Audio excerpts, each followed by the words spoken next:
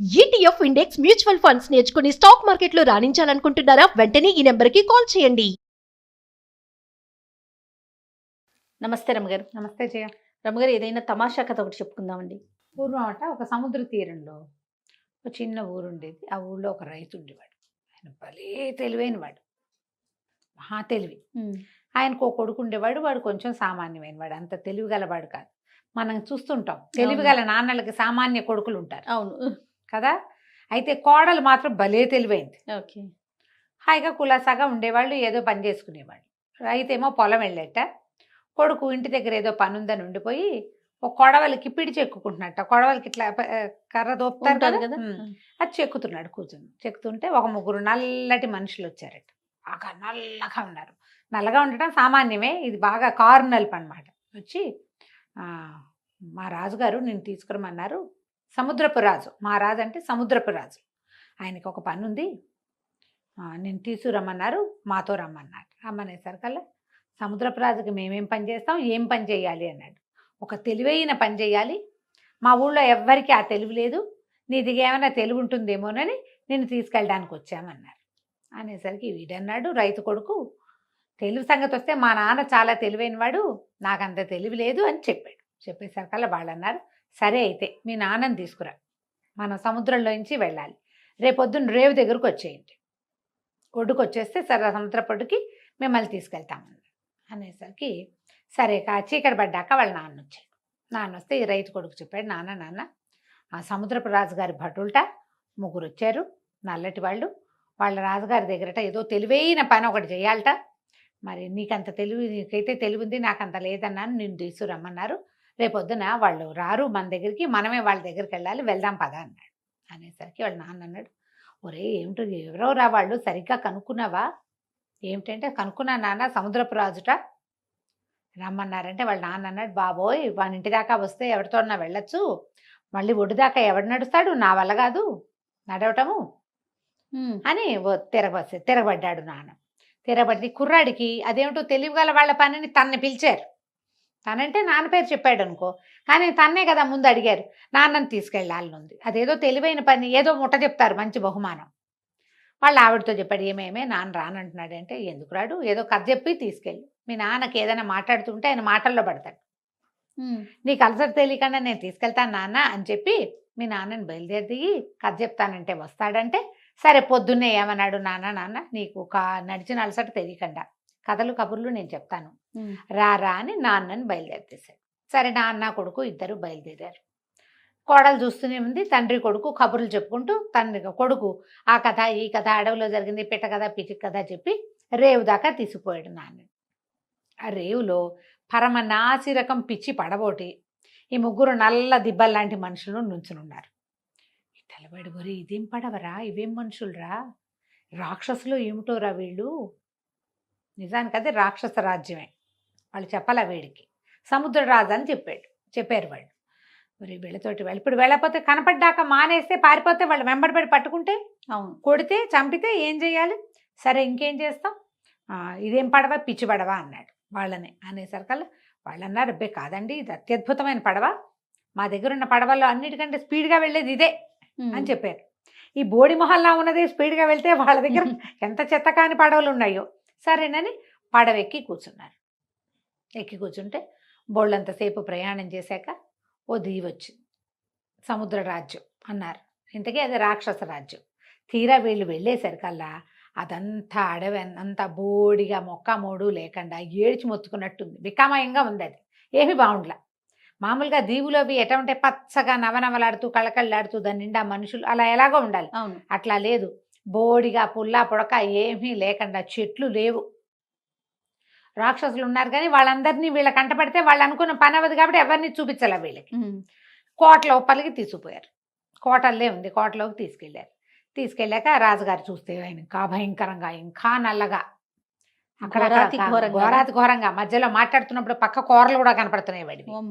ఏమన్నాడు, మా దగ్గర ఒక బ్రహ్మాండమైన పాత్ర ఉంది, దాన్ని ఏమనాలి, భాండం ఉంది, మా భాండం కింద మంట చేసి ఏదైనా వండుకోవాలనుకుంటున్నాము, ఆ మంట చేయటం మాకు రావటల్లా, మంట చేసి పెట్టండి, మిమ్మల్ని అందుకే తీసుకొచ్చాం, మనుషులకి మంటలు చేసే తెలివితేటలు ఉంటాయి కాబట్టి మిమ్మల్ని పిలిచామన్నారు. అని చెప్పి భాండ దగ్గర తీసిపోండ్రా వెళ్ళి అన్నాడు. తీరా వెళ్ళేసరికి ఒక పెద్ద గదిలో గది నిండా ఒక భాండం ఉంది. అంత పెద్దది, రాగిది, తోమబడి శుభ్రంగానే ఉంది. సరే నాన్న కొడుకు ఏం చేశారు, వీళ్ళు గదిలోకి వెళ్ళారు. రాక్షసులు బయట నుంచున్నారు. వీళ్ళిద్దరు ఆ భాండం చుట్టూతా తిరిగారు. తిరిగితే కొడుకు అన్నాడు, ఇదేమిటి నాన్న ఇంత గిన్నె ఎక్కడిది వీళ్ళకి అనేసరికల్లా ఆయన అన్నాడు, ఒరే ఇది మన రాజుగారి ముత్తాతదిరా, ఆయన దీని నిండా అన్నం వండిచ్చి అడిగిన వాళ్ళకి లేదనకుండా పెట్టేవాడు అక్షయ పాత్ర ఇది. ఈ రాక్షస వేధవులు ఎప్పుడో వాళ్ళని కొట్టో కోసం తీసుకొచ్చేసారు, ఏనాటి నుంచో వీళ్ళ దగ్గర ఉంది. ఈ కథలు మా చిన్నప్పుడు వినేవాళ్ళం, అక్షయ పాత్ర ఫలానా రంగు ఫలానా షేప్ అని తెలుసు ఆయనకి. ఇది అదని గుర్తుపట్టాడు. చుట్టూతా తిరిగి గదిలోంచి బయటకు వచ్చాడు. బయటకు వచ్చాక బయట ఉంచున్నారు రాక్షసులు.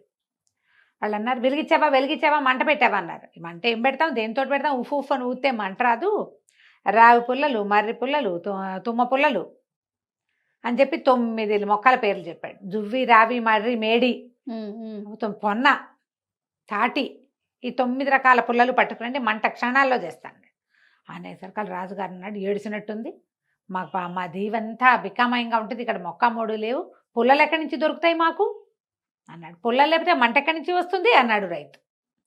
అనేసరికి మరి ఇప్పుడు ఎట్టా అన్నాడు, ఓ పని చేయండి, మీ ఊళ్ళో దొరకవు కానీ మా ఊళ్ళో బోల్డ్ అని దొరుకుతాయి, మా ఇంటికి ఎవరైనా పంపించండి, మా కోడలికి పేరు లిస్ట్ అంతా చెప్తే మొత్తం లిస్టు పుల్లలని ఇచ్చేస్తుంది, మంట పెట్టి వెళ్ళిపోతామన్నాడు. అని చెప్పి ఏమన్నాడు, మీరు ఇట్లా పని వాళ్ళని పంపిస్తే మా కోడలు ఇవ్వదు, వాళ్ళు దానికి నమ్మకం కుదరదు, మీ అబ్బాయిలు ఇద్దరిని పంపించండి, మీకు కుమారులు ఉన్నారంటే 2 కుమారులు ఉన్నారు, 2 కుమారులని పని వాళ్ళ చేతికి ఇచ్చి పంపండి, వీళ్ళు వెళ్ళి అడుగుతారు, అడిగితే మా కోడలు పుల్లలు ఇస్తుంది, పుల్లలు తీసుకొస్తే వెలిగించి వెళ్ళిపోతామన్నారు. అనేసి సరేనని ఈయనేం చేశాడు, 2 రాక్షస పిల్లలు ఉన్నారు ఆయనకి, ఈ ముందు ఉన్నారుగా ముగ్గురు పని వాళ్ళు ముందు లాక్కెళ్ళారు కదా ఈ భటులు, ఆ 3 భటులతోటి ఈ 2 కుర్రాళ్ళని ఇచ్చి ఈ రైతు వాళ్ళ ఇంటికి వెళ్ళి వాళ్ళ కోడల్ని అడిగి రమ్మని చెప్పారు.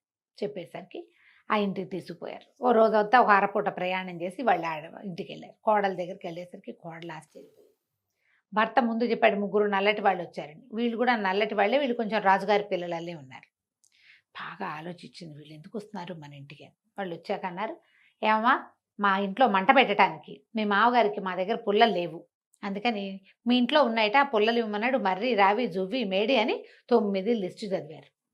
ఈ అమ్మాయి ఏమనుకుంది, ఏదో తిరకాసుంది, ఒక్క పుల్ల లేని ప్రదేశంలో మంట పెట్టడానికి ఎందుకు పిలిచారు, వీళ్ళని ఏం చేయబోతారో అక్కడ అని చెప్పి, సరే ఒక చీకటి కొట్టు, వాళ్ళు ఒడ్లు దాచుకునే కొట్టు ఒకటి ఉంది, వడ్ల కొట్టు, ఆ కొట్టు దగ్గరికి తీసుకెళ్ళి తాళం తీసి తలుపు గడి తీసి, బాబు మీరు అడిగిన పుల్లలన్నీ లోపల ఉన్నాయి, లోపలికి వెళ్ళి తెచ్చుకోండి అమ్మా అంది. 2 అబ్బాయిలు లోపలికి వెళ్ళారు. వెళ్ళగానే ఇది బయట గడి పెట్టి తాళం పెట్టేసింది. పెట్టేసి బయటికి వెళ్ళి, మా వాళ్ళు వస్తే కానీ అవి రావు, మీ అబ్బాయిలు 2 మా దగ్గర ఉంటారు, మా వాళ్ళని వచ్చి తీసుకెళ్ళమను, అందాక మీ వాళ్ళని నేను పంపను. ఈ రాక్షసులకి ఏం చేయాలో తెలియలే. రాజుగారు ఉంటే ఐడియా చెప్తాడు, తమేం చేస్తారు, తాళం వేసేసింది, వీళ్ళకి ఆ తాళాలు గీలాలు తీయడాలు రావు. 3 పొలోమని పోయారు. మళ్ళీ పోయేసరికల్లా రాజుగారి దగ్గరికి వెళ్ళి, ఆవిడ ససేమిరా పిల్లల్ని బదలనందండి, వీళ్ళు వస్తేనే కానీ వాళ్ళని వదిలిపెట్టనంటోంది అనేసరికి ఆయనకి ఏం చేయాలో తెలియలేదు. ఆయనకి 2 కొడుకులు ఉన్నారు. 2 పిల్లలు పోయి వాళ్ళ ఇంట్లో చీకటి కొట్లో కూర్చుని ఉంటే ఏం చేయటం, అవును, వాళ్ళంతటా వాళ్ళు పడవలెక్కి రాలేరు. ఒకవేళ రేపు వాళ్ళు వదిలేసిన వాళ్ళని తెచ్చుకోవాలి మనం, చిన్నపిల్లలు కదా, అవును, కుర్రాళ్ళు. అక్కడి నుంచి పొండి మీ ఇద్దరు, మీ కోడలు భలే తెలివైంది, మా పిల్లల్ని ఇరికిచ్చేసింది, పొండి అన్నాడు. అనేసరికల్ రైతు అన్నాడు తాపిగా కాళ్ళు చాపుకుని కూర్చుంటూ, అబ్బే అటైట పోతామండి, మేము ఒక పని చేయడానికి వచ్చాము, ఏదో బహుమానం ముడుతుందని వచ్చాం, మీరు పని చేయించలేదు, బహుమానము లేదు, ఏదైనా ఒకటైనా అయితే కదా మేము వెళ్ళేది, అది ఏదైనా దయచేయించండి అప్పుడు మేము వెళ్తామన్నాడు. ఈయన ఏం చేయాలో తెలియలే, ఇప్పుడు వెలిగించాలి, ఆ పని ఏమిటి వాళ్ళది, అది వెలిగించడానికి. అక్కడ పుల్లా పొడక ఏమీ లేవు వాళ్ళ దగ్గర, పుల్లల కోసం పంపిస్తే పిల్లలు అక్కడ సెటిల్ అయిపోయారు. అందుకని ఏం చేశాడు, ఇంత బంగారపు ముద్ద తీసుకొచ్చి చేతిలో పెట్టాడు, బహుమానం ఇచ్చేస్తున్నాను, మీరు ఇంటికి వెళ్ళి మా పిల్లల్ని పంపించండి.